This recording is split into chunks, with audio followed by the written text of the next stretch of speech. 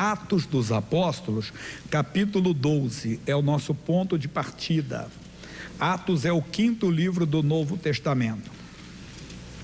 Você tem Mateus, Marcos, Lucas e João. Aí vem Atos. Atos dos Apóstolos, capítulo 12. Atos, capítulo 12. Diz: por aquele mesmo tempo, o rei Herodes estendeu as mãos sobre alguns da igreja para os maltratar, e matou a espada Tiago, irmão de João. E vendo que se agradara aos judeus religiosos, continuou mandando prender também a Pedro, e eram os dias dos asmos. E havendo-o prendido, o encerrou na prisão, entregando-o a 4 quaternos de soldados, 4 grupos de 4, para que o guardasse, querendo apresentá-lo ao povo depois da Páscoa. Pedro, pois, era guardado na prisão, mas a igreja fazia contínua oração por ele a Deus. E eu tenho explicado o seguinte: às vezes a igreja não vigia, nós não vigiamos, e o diabo acaba tocando em alguma parte da nossa vida, na saúde, às vezes na vida financeira, e às vezes é alguém da família, alguém dos nossos. O diabo acaba tocando, a igreja não vigiou, e o diabo, através de Herodes, tocou na vida do Tiago, tirou a vida do Tiago. Agora a igreja perderia o Pedro. O que a igreja faz? Acorda, desperta e começa a orar, começa a buscar a Deus. É o que nós temos que fazer, oração constante e contínua ao Senhor. Deixa aqui, vamos falar um pouco mais da hora, depois eu volto, eu termino aqui, tá? Atos capítulo 3, a importância da oração. Aqui esse relato bíblico tem muitas lições, mas é só o versículo 1 que vamos ver, só para fundamentar aqui um entendimento. Atos capítulo 3 diz: Pedro e João subiam juntos ao templo à hora da oração, a nona. Eles tinham uma hora de oração. Eu sempre pergunto, eu pergunto para você, você responde para você, você tem uma hora de oração? Você tem um momento para orar? Não aquela oração que é válida, que é como uma reza, mas é válida. Senhor, obrigado por mais um dia, obrigado pela noite, obrigado pelo dia que começa, obrigado por esse alimento. Tudo bem, aquela oração que é prática de fazer. Mas não, aquela oração quando você termina o dia, por exemplo, e você então fala com Deus sobre o seu dia. Aquela conversa que você tem em particular, quer dizer, a oração, porque ela não é um monólogo, onde só você fala, não, você fala e Deus fala com você. É muito importante esse momento de oração. O Pedro descobriu isso, junto com o João, eles iam para a oração, eles tinham uma hora de oração. Nós devemos ter o nosso momento a sós com Deus, o nosso momento de comunhão com Deus, porque isso é importante. Em Lucas, antes do Atos é João, antes de João é Lucas, capítulo 22, versículo 39, mostra aqui que o Senhor Jesus tinha esse costume de orar. Lucas capítulo 22, versículo 39. Lucas 22, versículo 39. E saindo, foi como costumava para o Monte das Oliveiras. Fazer o quê? O que ele costumava fazer no Monte das Oliveiras? Orar. E também os seus discípulos o seguiram.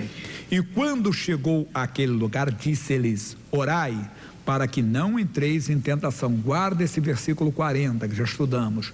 Orai para que não entreis em tentação. E apartou-se deles cerca de um tiro de pedra, mais ou menos 30 metros. Mas por que ele se apartou deles? A Bíblia diz: andarão dois juntos? Se não estiverem de acordo? Eles não oraram, Jesus se apartou deles. E pondo os joelhos, orava, dizendo: Pai, se queres, passa de mim este cálice. Todavia, não se faça a minha vontade, mas a tua. E apareceu-lhe um anjo do céu que o confortava. Sempre Deus envia o seu anjo. E, posto em agonia, orava mais intensamente. E o seu suor tornou-se em grandes gotas de sangue que corriam até o chão. Ele venceu a si mesmo, importante.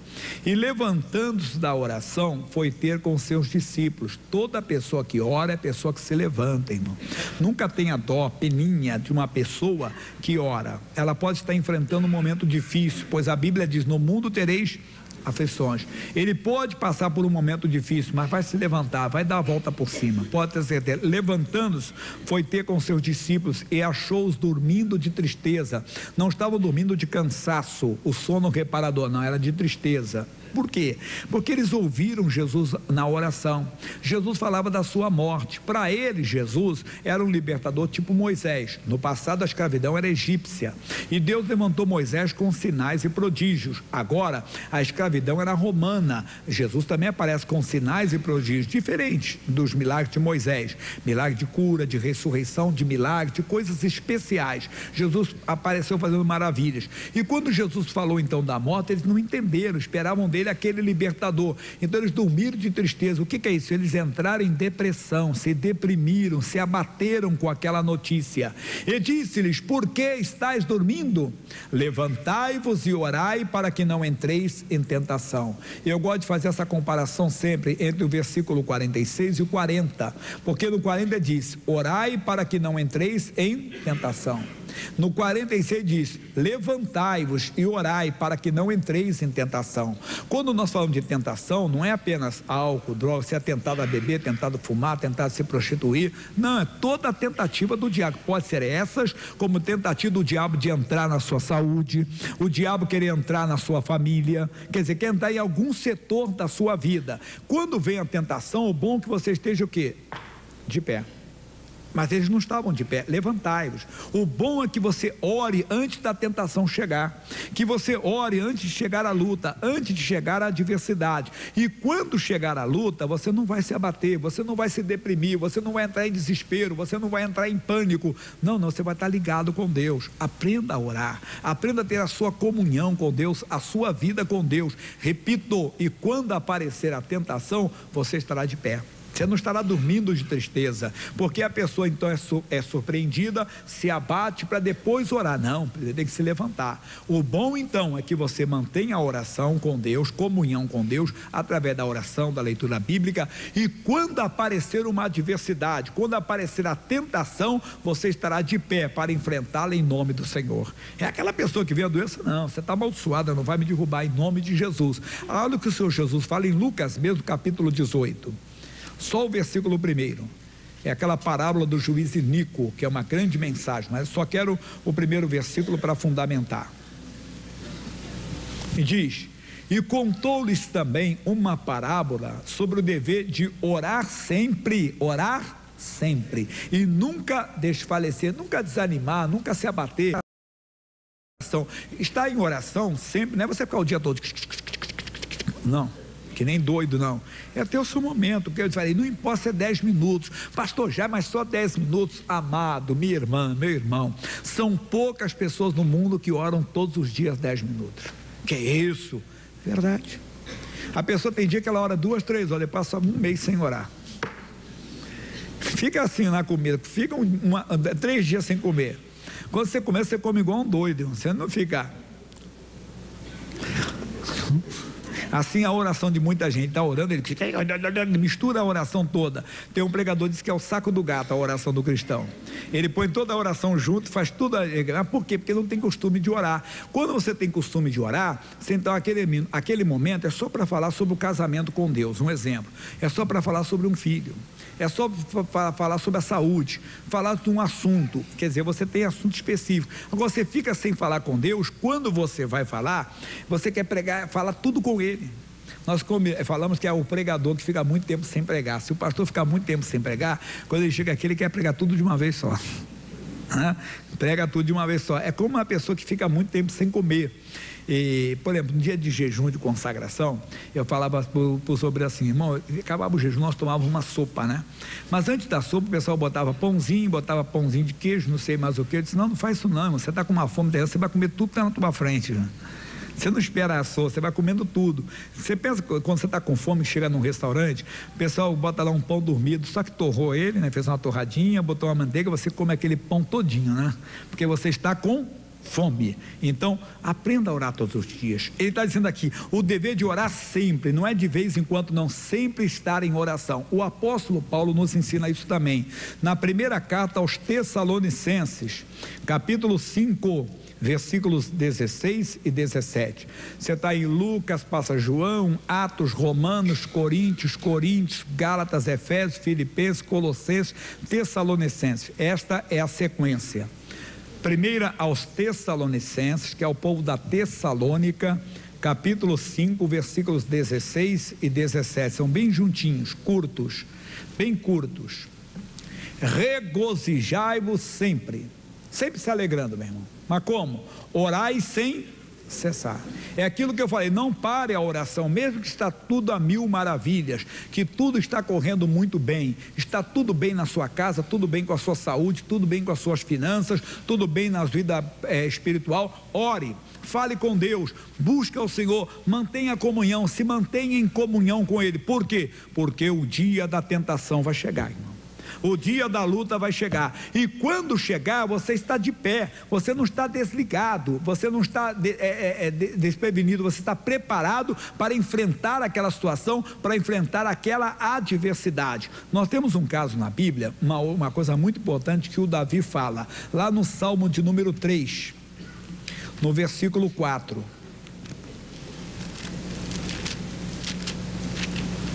Salmo 3, versículo 4.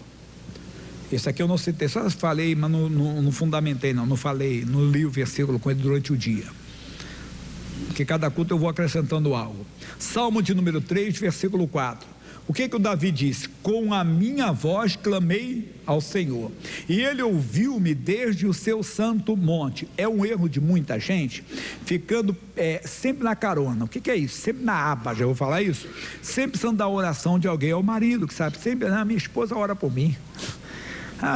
Meu marido ora por mim, não, meu pastor ora por mim. Para com isso, você tem que ter a sua hora de oração, e tem um momento que Deus não vai ouvir a oração de ninguém, Ele tem que ouvir a sua oração.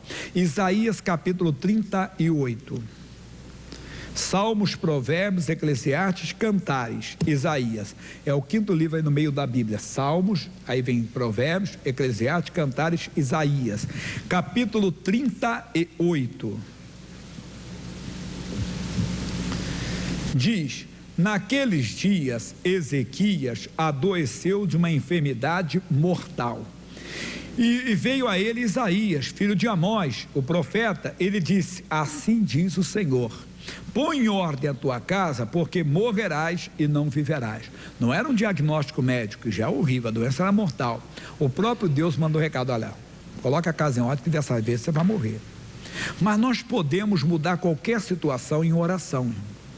Aí o que o Ezequias fez? O que todo mundo tem que fazer.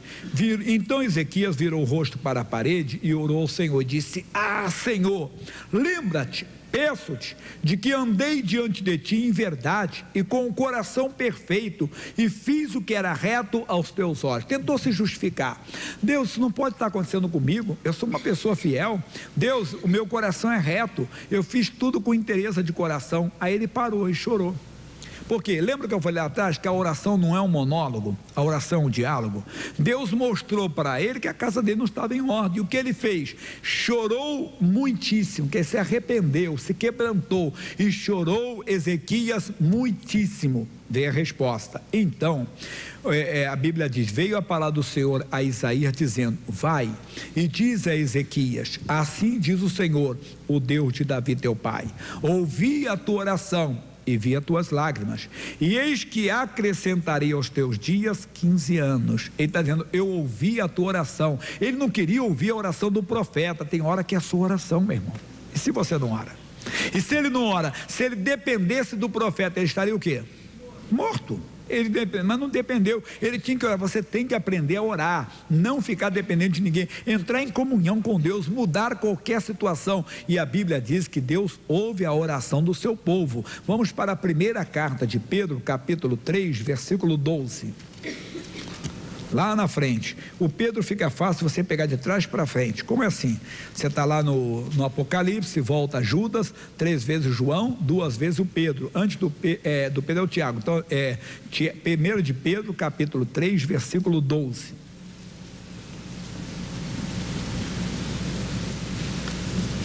Diz: porque os olhos do Senhor estão sobre os justos, e os seus ouvidos atentos ao quê? as suas orações. Se você pratica a justiça, Deus não mente, Ele está atento às suas orações. Mas aí Ele faz um alerta aqui: mas o rosto do Senhor é contra os que fazem males. Não esqueça, não precisa ler não, João 8,31, a Bíblia diz: Deus não ouve pecador. João 9,31, perdão. João 9,31 diz: Deus não ouve pecador. Se tem pecado, meu Deus, me perdoa.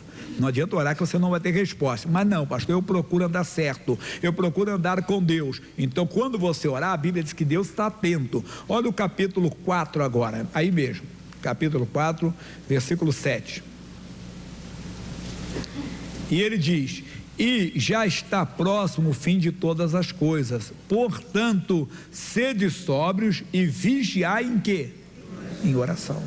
Então você tem que estar vigiando em oração, ligado com Deus, quer dizer, amarrado no bom sentido com o Senhor. E quando vier a luta, quando vier a tempestade, você não vai abaixar a cabeça, irmão.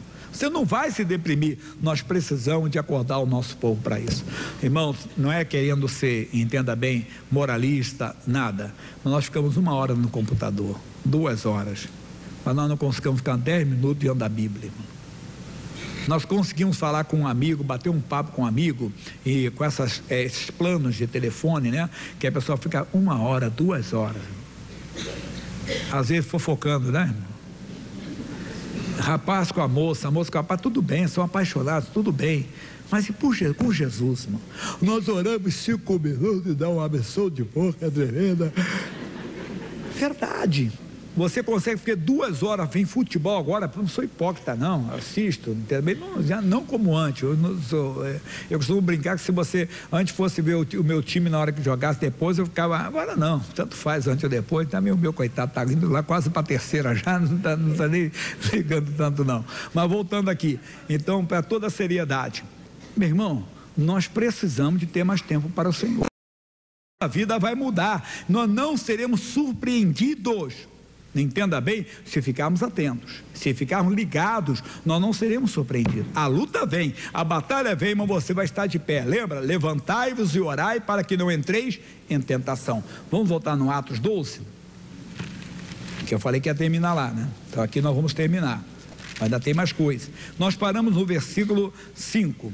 Pedro, pois, era guardado na prisão, mas a igreja fazia contínua oração por ele a Deus. Quer dizer, a igreja perdeu Tiago, não vigiou. Então, às vezes, nós não vigiamos, o diabo toca em alguma coisa nossa, toca, mas Deus, eu estou na igreja, mas não estava orando, vigiando em oração, quer dizer, ligado com Deus. Orava aquela oração necessária, né? Do amanhecer, do anoitecer, do alimento pelo filho, mas não aquela comunhão com Deus, aquela vida com Deus, aquela vida íntima com Deus, de oração, de comunhão mesmo, a pessoa não tem. Aí veio um mal, pensa, mas por que, Deus? Por quê? Porque a oração, repito, ela é um diálogo. Você não falando com Deus, Deus não pode falar com você. Se você tivesse uma oração, a pregação seria diferente, você ia assimilar mais, as mensagens vão ficar guardadas no seu coração, porque é a resposta da sua oração.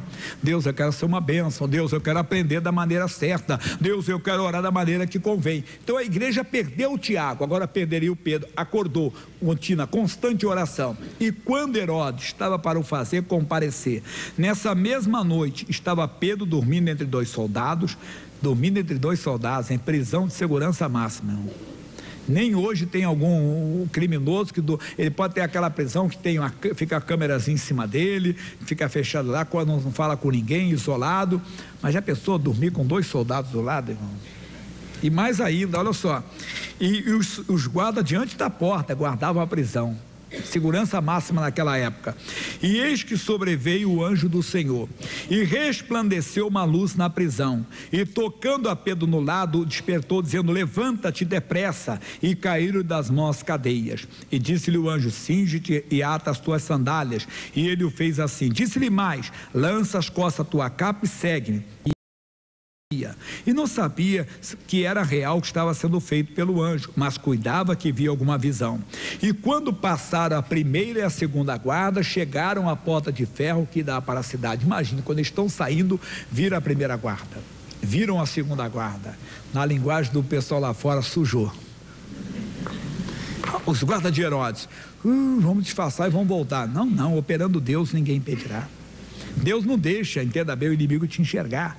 O profeta Eliseu tem uma passagem bonita, que ele estava cercado pelo exército inimigo, o auxiliar dele tremendo: ah, meu Senhor, o que faremos? Calma, rapaz, mas são os que estão conosco. O profeta: não tem ninguém aqui. Senhor, abre os olhos dele. E abriu os olhos do moço, e viu que o monte estava cheio de cavalos e carros de fogo. Eram os anjos de Deus que ali estavam. Os anjos de Deus também estão conosco. Eu conto uma experiência. Em 87, eu era pastor em Madureira, e tinha um rapaz que trabalhava comigo, me auxiliava. Era novo, da mocidade, jovem ainda, e na mocidade dele, garoto ainda de menor, ele se envolveu com criminalidade, negócio de drogas, e os traficantes, parece que ele tinha dado um calote, sei lá, e ele era jurado de morte onde ele morava. E um dia ele está passando pelo lugar chamado Estrada do Portela, lá no Rio de Janeiro, um bairro chamado Madureira, e é como se fosse aqui a Avenida São João. E ele veio, ele moreno, chegou pálido: pastor Jaime, lembra que eu falei que tinha um pessoal que queria me matar lá onde eu morava? Eu disse: sim, o que tem? Eles estão ali agora, passei por eles. Amigo, você vai passar lá de novo? Eles não, meu pastor, vai passar, eles não vão te enxergar em nome de Jesus. Irmão, o rapaz foi lá, voltou, mas: pastor Jaime, o que é isso? Eu passei, eu olhei para os caras, fiquei olhando, dei uma encarada, é como se eles não estivessem me vendo. Ele disse: Deus cegou, meu irmão. Deus faz isso. Veio a primeira guarda, veio a segunda guarda de Herodes, e o Pedro passou. A mesma coisa. Se você andar na oração, o inimigo não vai te enxergar, não.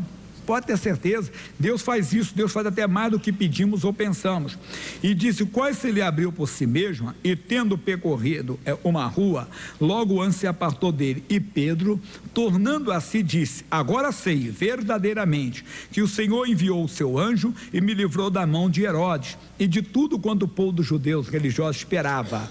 E considerando ele nisso, foi à casa de Maria, mãe de João, que tinha por sobrenome Marcos, onde muitos estavam reunidos e oravam. E batendo Pedro à porta do pátio, uma menina chamada Rode saiu a escutar. E conhecendo a voz de Pedro, de alegria não abriu a porta, mas correndo para dentro, anunciou que Pedro estava à porta. E disseram: estás fora de ti. Mas ela afirmava que assim era. E diziam ao seu anjo: ô pessoal, sabe quem está batendo aí? É o Pedro. Menina, você está doido? Nós estamos orando aqui para ele ser liberto. Ele está preso lá pelo Herodes, tem uma guarda lá tremenda. Ele está dormindo com 2 soldados ligados lá com ele, amarrados, estão algemados lá, está acorrentado com os soldados. Tem soldado na porta. Você vem dizer isso para nós? Às vezes isso acontece conosco. A pessoa vem falar: Deus está operando, crê que Deus está se manifestando, ou até fala pela fé: você já está curado em nome de Jesus. Mas a minha doença é uma herança genética, ela é uma doença. Esqueça, operando Deus ninguém impedirá, irmão. Deus faz mais do que pedimos ou pensamos. E então diz, aí diz: mas Pedro persevera em bater, e quando abriram, viram-no e se espantaram. É isso que o mundo tem que acontecer conosco. As pessoas devem se espantar: puxa, eu pensei que aquela pessoa está morrendo, ela está cheia de saúde.